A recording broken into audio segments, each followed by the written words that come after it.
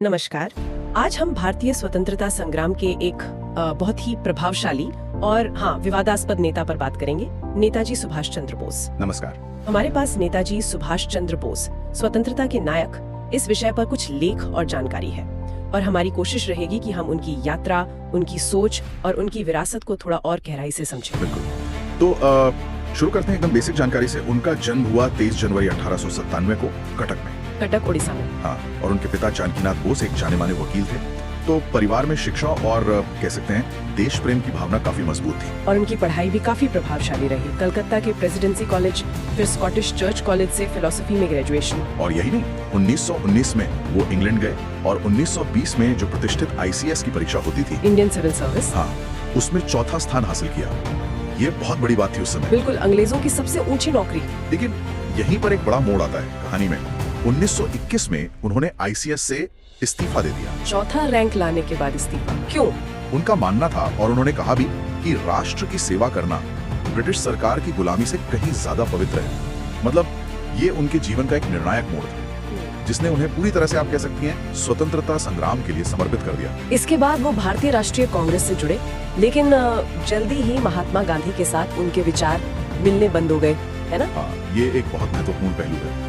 गांधी जी का पूरा जोर अहिंसा पर था, नॉन वायलेंस। और बोस का मानना था कि जरूरत पड़ने पर सशस्त्र संघर्ष, मतलब हथियार उठाना भी जरूरी हो सकता है। वो थोड़े ज्यादा उग्र थे इस मामले में। अच्छा, तो ये वैचारिक मतभेद शुरू से थे? हाँ, काफी हद तक। और दिलचस्प बात ये है कि इन मतभेदों के बावजूद वो 2 बार कांग्रेस के अध्यक्ष चुने गए, 1938 में और फिर 1939 में भी। 2 बार? जी हाँ, लेकिन 1939 में गांधी जी और उनके समर्थकों के काफी विरोध के कारण उन्हें इस्तीफा देना पड़ा। त्रिपुरी संकट जिसे कहते हैं। तो जीतने के बाद भी छोड़ना पड़ा? हाँ, बिल्कुल।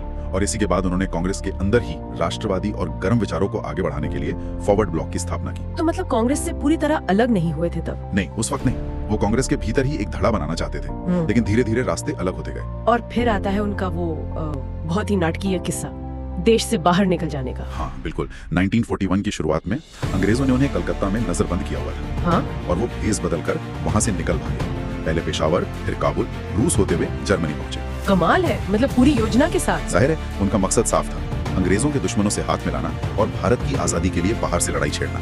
और जर्मनी के बाद वो जापान गए? हाँ, जर्मनी से फिर वो पनडुब्बी से होते हुए जापान पहुंचे और वहाँ उन्होंने रास बिहारी बोस जी ने जो पहले से एक संगठन बनाया था, आजाद हिंद फौज, INA, इंडियन नेशनल आर्मी। बिल्कुल, INA की कमान संभाली। उन्होंने दक्षिण पूर्व एशिया में जो भारतीय लोग थे और जो युद्धबंदी थे, उनको एकजुट किया और एक अपनी सरकार भी बनाई। हाँ, 21 अक्टूबर 1943 को सिंगापुर में उन्होंने आजाद हिंद सरकार की स्थापना की घोषणा की, एक तरह से स्वतंत्र भारत की अंतरिम सरकार। और अंडमान निकोबार द्वीप समूह को भी मुक्त कराया। हाँ, जापानियों की मदद से इन द्वीपों पर कब्जा किया और उनका नाम रखा शहीद और स्वराज द्वीप। ये एक सांकेतिक जीत थी, पर बहुत महत्वपूर्ण। और उनके नारे तो आज भी गूंजते हैं, तुम मुझे खून दो, मैं तुम्हें आजादी दूंगा, और जय हिंद।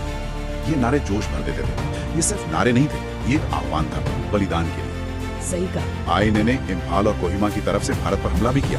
हालांकि वो सैन्य रूप से बहुत सफल नहीं रहा, ऐसा नहीं कर सकते। तो एक बड़ी चोट थी ब्रिटिश राज पर। निश्चित रूप से ये बोस की रणनीति का एक अहम हिस्सा था। लेकिन फिर कहानी का अंत वो भी कम रहस्यमयी नहीं है। 18 अगस्त 1945 ताइवान में एक विमान दुर्घटना में उनकी मृत्यु की खबर। हाँ, और ये खबर आज तक विवादों में है। क्या वो दुर्घटना वाकई हुई थी?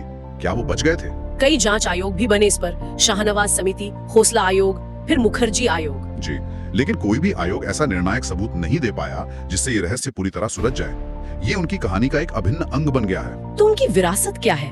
आज हम उन्हें कैसे याद करते हैं? नेताजी की उपाधि तो उन्हें मिली ही। हाँ, नेताजी का खिताब उन्हें जर्मनी में मिला था, ऐसा कहा जाता है। उनका जन्मदिन 23 जनवरी अब पराक्रम दिवस के रूप में मनाया जाता है। और कई संस्थान, सड़कें, हवाई अड्डे उनके नाम पर हैं। बिल्कुल।